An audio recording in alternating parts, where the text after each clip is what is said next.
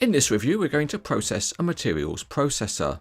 The box has some technical information about this machine, which is a Kleemann Mobiscreen MS703 EVO, and that's certainly a contender for one of the longest named pieces of equipment.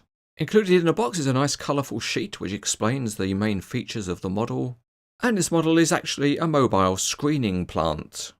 So you feed material into it, and it screens it out into nice separate stockpiles of different materials.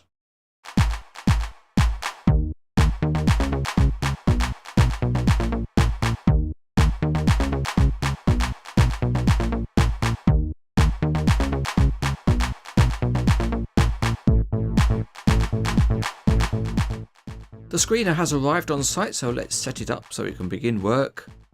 And we begin by setting up the end that's got the screens in it. It's raised up on hydraulic rams which are quite stiff. And then we go to the other end where there's the loading hopper, and we need to lower a couple of plastic stabilizers. They are not quite long enough to reach the ground, so we need to rest them on some kind of support. And after that we can begin to add the side conveyors. On this side there's only one conveyor and it slots in and it's not height adjustable. And there's another conveyor of the same type that slots in on the same way on the other side. The last conveyor is a little bit different and it clips in on the side. And this particular conveyor takes away the oversized material. And if you wanted, you could set this to discharge straight into a crusher. The connection's a little bit fiddly, but once it's in, it's nice and secure. And then the screen is set up, ready for work. Remember, if you want to support the Cranes Etc. team, you can do so over on our Patreon page, and the link is in the video description.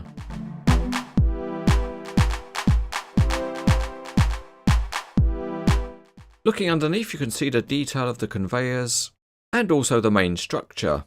The crawler tracks are one-piece tough plastic, and on the side of the body the grills are properly formed and detailed.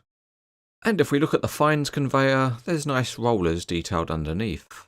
The grating on the hopper is a nice metal casting, and there are good quality Kleemann graphics. The conveyor belts are rubber, the handrails are metal, and there's nicely highlighted details on the screen box.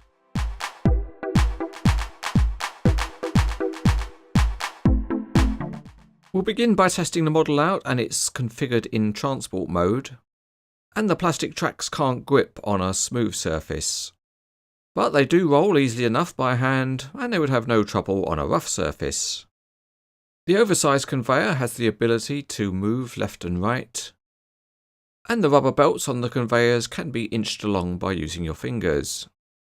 Moving along to the hopper, and the entire grating assembly can be removed.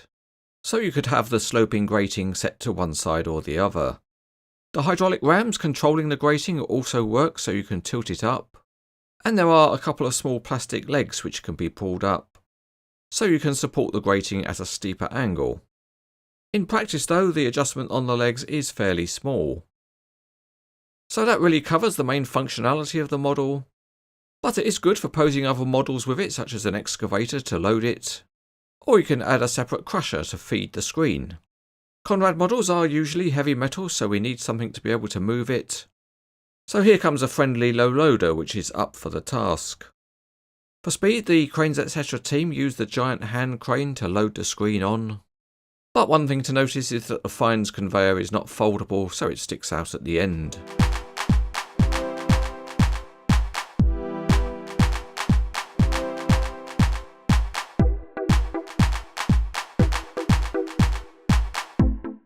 It's nice to see another model of materials processing equipment, and this one from Conrad Models has all the usual hallmarks of robustness and strength. It would have been a nicer model with metal tracks, but the basic functionality works well, and because it goes really well with other models, it's very good.